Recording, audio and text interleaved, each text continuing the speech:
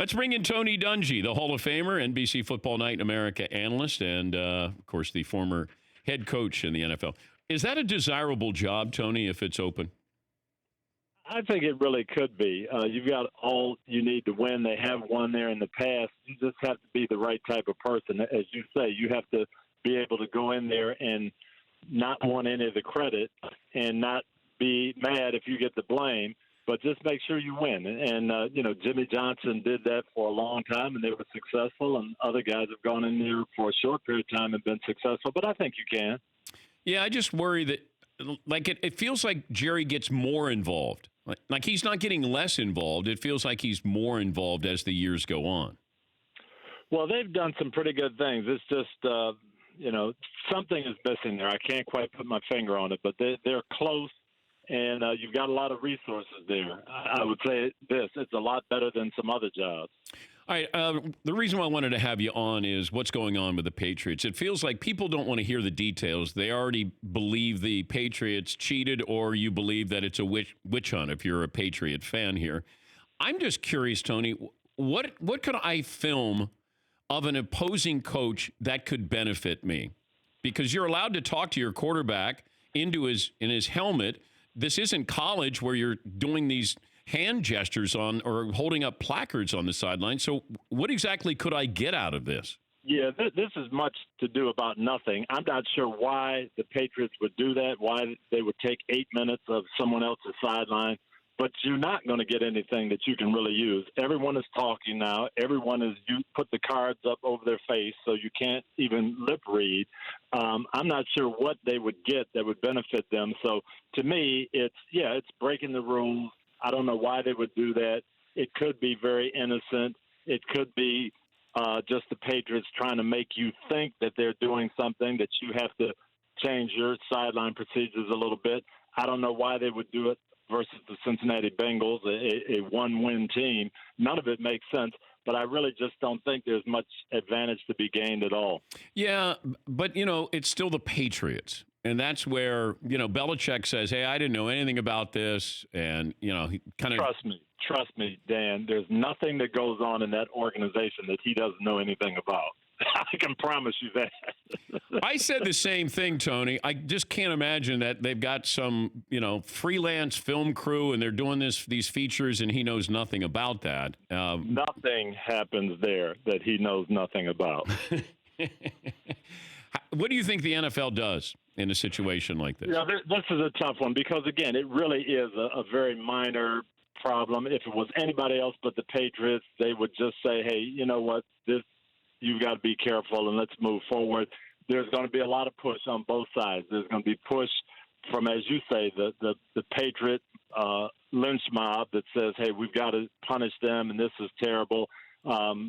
I'm not sure. I would not want to be in the NFL's position. I'm not sure what they're going to do. Yeah, I think it feels like it's just going to be maybe a hefty fine. Maybe it's $100,000 here because they're repeat offenders here. And even though they admitted, hey, we did something. Sorry, we did it. We didn't know we were doing it. We didn't get anything out of this. And here's the other thing that bothers me when somebody goes, well, why would they do that against the Bengals? Oh, so they would do that against the Ravens, but they wouldn't do that against the Bengals is what you're saying. It's like, no, you can't.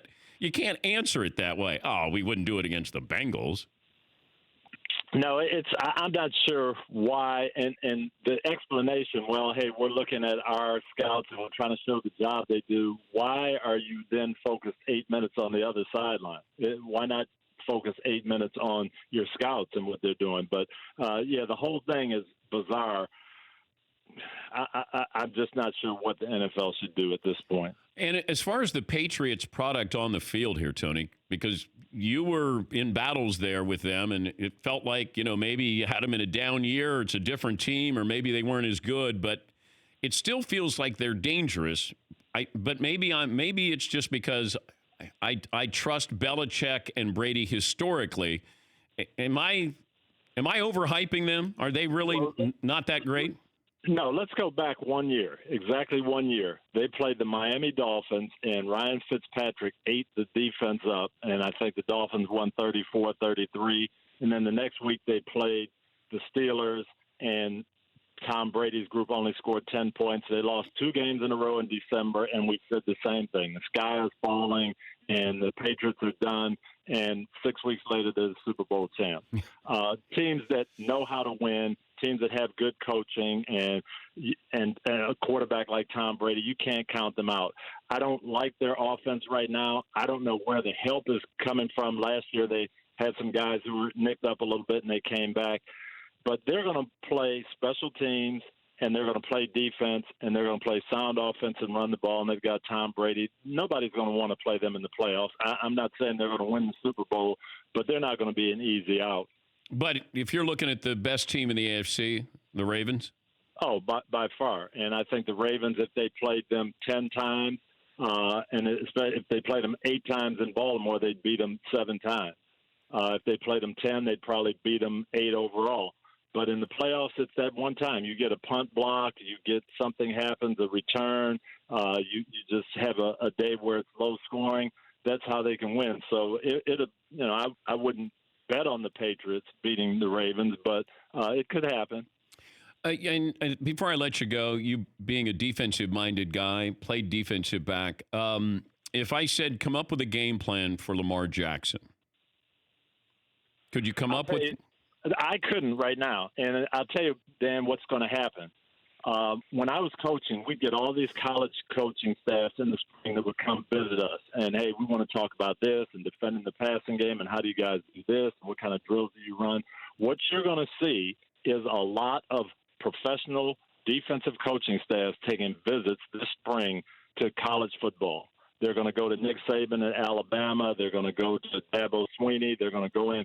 What do you do with this read option? How do you defend this? Because the NFL coaches don't know. This has been going on. This offense we see from Baltimore, everybody runs it in college football. Some teams stop it well. Alabama stops it well. But nobody knows how to deal with this in the NFL. It's going to be a year to catch up. The only thing I was thinking, and once again, we think we have the blueprint, like Buffalo's got the blueprint. Well, Buffalo's got a really good defense.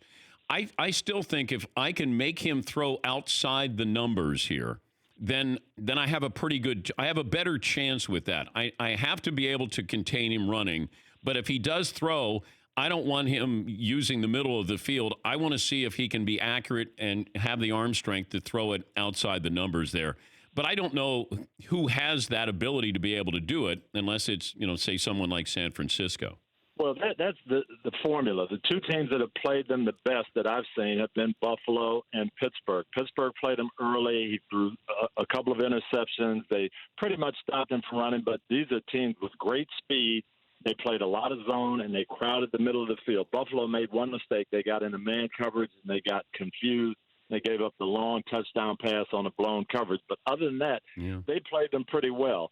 And I think that's what you have to do. You got to have a lot of speed to run him down on those options, and you've got to crowd the middle of the field and make him throw to the wide receivers outside the numbers. But it's tough to do all that because you've got to use your safeties in the run game. You've got to make sure you're aggressive tackling. They put a lot of pressure on you. Good to visit with you, Tony. Who do you guys have on Sunday night? We have Buffalo against Pittsburgh. Should be great. Mike Tomlin has done a great job. Sean McDermott has, and it's 2 teams fighting for the playoffs that I'm going to be excited to see. Great to talk to you, Tone. Best of the family. All right, DP. Yep, you too. Thank you, bud. That's Tony Dungy. For more Dan Patrick Show, tune into Audience Channel 239 on DirecTV. Stream for free on BR Live or download the Dan Patrick Show app.